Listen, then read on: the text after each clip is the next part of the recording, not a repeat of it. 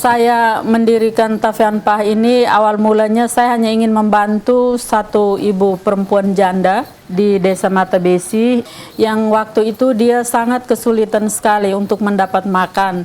Jadi dia menenun kain yang besar itu dia dihargai dengan satu ikat jagung atau uang Rp5.000 waktu itu.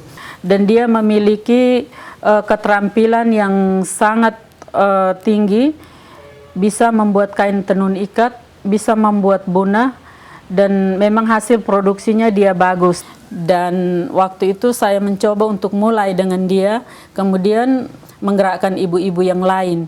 Karena di situ sama sekali terus terang perempuan sama sekali tidak dihargai, walaupun dia bisa menenun, tapi dia tidak punya nilai begitu. Jadi saya coba bagaimana untuk bisa membuat dia lebih percaya diri dan juga dia menganggap bahwa tenun itu bisa memperoleh penghasilan yang baik. Jadi kalau menurut saya itu masalah besar waktu itu karena perempuan tidak bisa berbuat apa-apa karena dia mau berontak tapi dengan cara apa, dia tidak punya kekuatan apa-apa. Jadi dia kebetulan dia juga di Belis, terus terang kalau orang Biboki itu Belis untuk perempuan itu sangat tinggi dan akhirnya kita seperti dibeli begitu. Iya. Hidupnya seluruhnya tergantung pada suami saja waktu itu. Jadi penghasilan satu keluarga itu digantungkan pada suami. Padahal di dalam perempuan sendiri itu dia punya potensi. Bagaimana kita membuat dia kuat, dia punya katakan dia punya penghasilan sendiri. Dan dengan itu mungkin dia bisa berani berbicara atau berani memutuskan. Dan pada waktu itu memang setelah ada dengan kegiatan ini, wanita mulai menerima uang, mulai punya uang, dan para lelaki, suami-suami mereka akhirnya sadar dan mau menghargai mereka. Jadi setiap kali pertemuan mereka boleh ikut, kemudian setiap kali ada kegiatan apa saja, mereka boleh mengambil bagian, memberikan saran.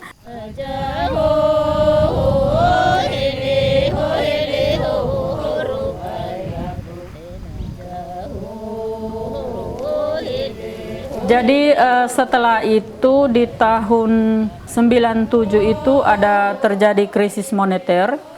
Jadi di mana ibu-ibu tidak bisa membeli bahan baku waktu itu. Jadi kami mulai berpikir bagaimana kalau kita coba mengembangkan lagi kearifan lokal karena mereka punya teknik pertanian ini untuk orang desa itu mereka ada bertani secara adat itu pada waktu hujan pertama turun yang ditanam lebih dahulu kapas dan tarum. Jadi mulai dari saat itu kita mencoba untuk mengembangkan kembali kearifan lokal yang ada. Jadi bukan hanya tenun, tapi ada juga pertanian. Jadi waktu itu di Desa Mata Besi, mulai programnya di Desa Mata Besi. Kebetulan desa itu betul-betul kering.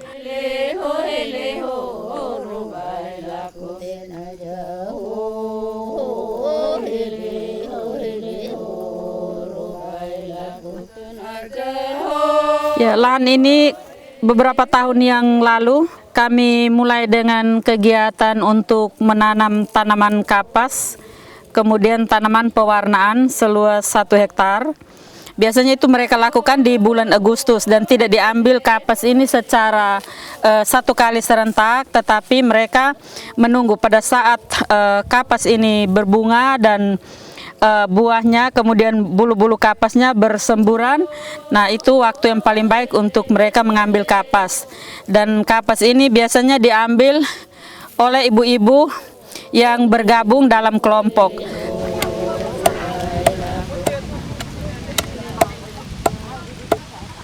Ini adalah bahan-bahan untuk pewarnaan, dan bahan ini yang akan menjadi tanin untuk bahan warna hitam. Jadi sebelum masuk ke lumpur, ini semua akan direbus. Setelah direbus, masuk benang yang sudah diikat. Ini kemudian mereka akan masuk ke dalam lumpur dan berulang-ulang kali akhirnya menjadi warna hitam.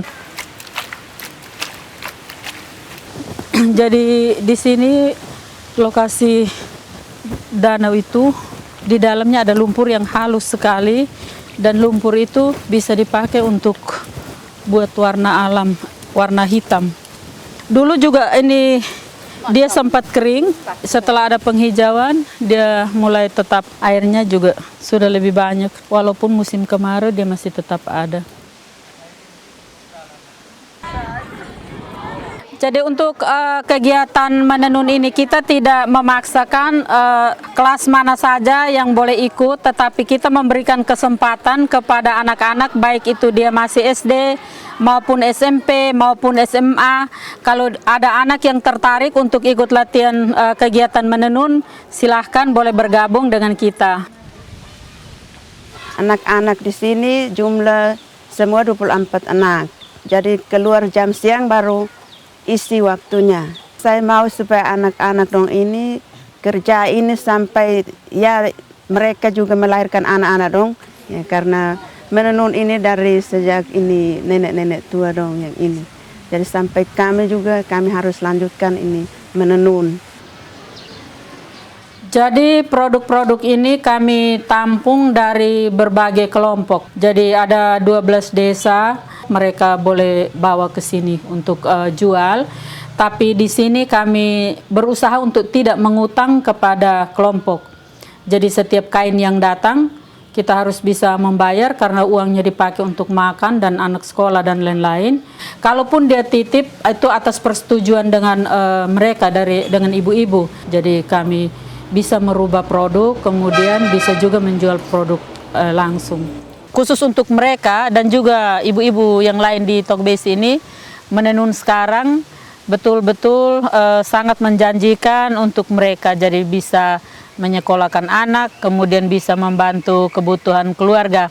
Seperti Ibu Ima ini, anaknya sudah selesai kuliah, dan dia hanya menenun saja. 1 tahun dia cukup menenun 2 lembar sarung yang besar, dia bisa bayar 2 semester untuk 1 tahun.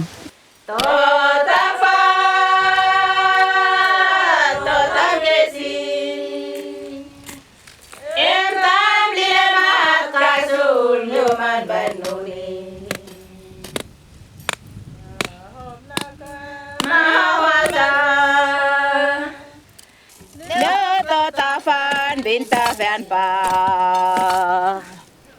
to tapa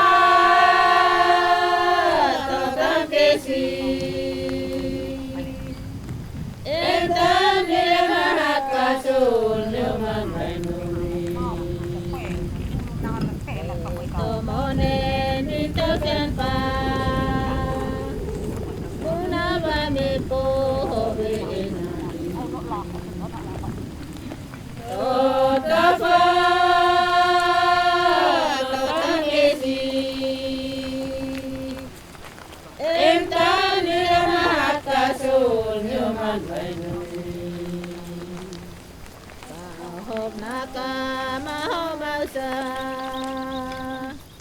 Nako tete talan tete